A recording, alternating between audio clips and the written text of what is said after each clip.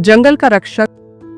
गांव के पास एक घना जंगल था जिसे लोग भूल भुलैया वन कहते थे।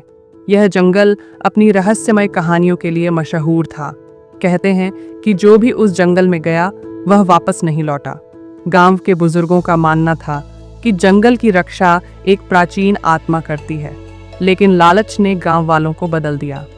गांव का सरपंच, जो बहुत ही लालची था, जंगल को काटकर वहां एक फैक्ट्री बनाने की योजना बना रहा था। सुनो सब, ये जंगल अब हमारे किसी काम का नहीं है। यहाँ फैक्ट्री बनेगी और गांव में पैसा आएगा। लेकिन सरपंच जी, इस जंगल के बिना हमारा क्या होगा? ये तो हमारी जमीन की शान है। आपको केवल पैसे की पड़ी है। ये जंगल हमारे बच्चों का भविष्य है, इसे हम कटने नहीं देंगे। मैं फैसला कर चुका हूँ। गांव वालों ने इसका विरोध किया, पर सरपंच ने उनकी एक न सुनी। गांव में 14 साल का एक लड़का था, कबीर। वह जंगल को अपना दोस्त मानता था।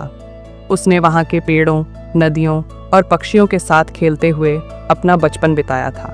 कबीर ने तय किया कि वह जंगल को बचाने के लिए कुछ भी करेगा। कबीर चुपचाप जंगल में घुस गया। मैं जानता हूँ ये जंगल रहस्यमय है, लेकिन मैं इसे बचाने के लिए किसी भी खतरे का सामना करूंगा। वह जानता था कि उसे अपने सवालों के जवाब इसी जंगल के अंदर मिलेंगे। यहाँ कोई तो है जो इस जंगल की रक्षा कर रहा है, मैं उससे मिलूंगा। चलते चलते वह एक विशाल पुराने पेड़ के पास पहुंचा। अचानक वहां से एक बूढ़ा आदमी प्रकट हुआ और उसकी आंखें किसी पुरानी कहानी की तरह गहरी थीं। बूढ़े ने कबीर से कहा, रुको बच्चा, मैं इस जंगल का रक्षक हूँ। तुमने क्यों मेरी शांति भंग की? बाबा, मैं जंगल को बचाना चाहता हूँ। सरपंच इसे काटने की योजना बना रहा है। अगर तुम्हारी नीयत सच्ची है तो तुम्हें 3 पहेलियां हल करनी होंगी। हर जवाब तुम्हारे साहस और समझ का इम्तिहान होगा। पहली पहेली बूढ़े ने पूछी। पहली पहेली सुनो। जिसके बिना जंगल का हर जीव जिंदा नहीं रह सकता, पर वह खुद अदृश्य रहता है, वह क्या है? कबीर ने सोचा। अदृश्य चीज जो सबको जिंदा रखती है। वह मुस्कुराया और कहा, ये तो हवा है। बूढ़ा प्रसन्न हुआ और बोला, सही कहा, तुम में समझ है।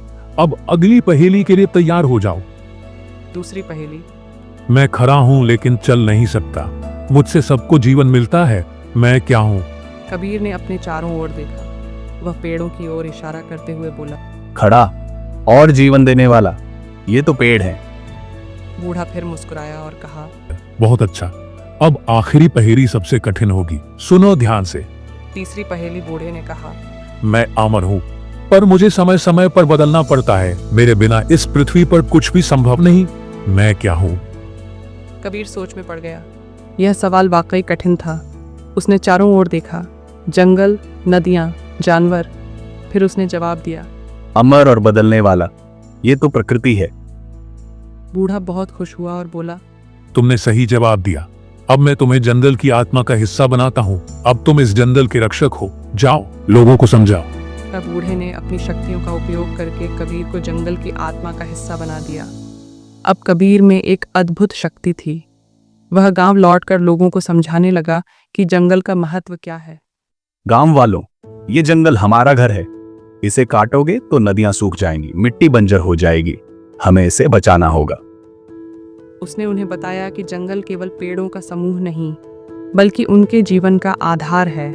कबीर की बातें सुनकर गांव वालों को अपनी गलती का एहसास हुआ। कबीर सही कह रहा है, हमें सरपंच को रोकना होगा। उन्होंने सरपंच को जंगल काटने से रोक दिया। सरपंच ने भी अपनी गलती मानी। मुझे माफ कर दो, मैं अपनी गलती समझ गया। अब इस जंगल को कोई नुकसान नहीं पहुंचेगा। और फैक्ट्री बनाने का विचार छोड़ दिया। जंगल बच गया। कबीर को गांव में जंगल का रक्षक कहा जाने लगा। लेकिन कबीर ने हमेशा कहा, याद रखो, असली रक्षक वे हैं जो प्रकृति की रक्षा करते हैं। इसे सहेजना हमारा कर्तव्य है। सीख, लालच और अज्ञानता से लड़कर प्रकृति की रक्षा करना हर इंसान का कर्तव्य है।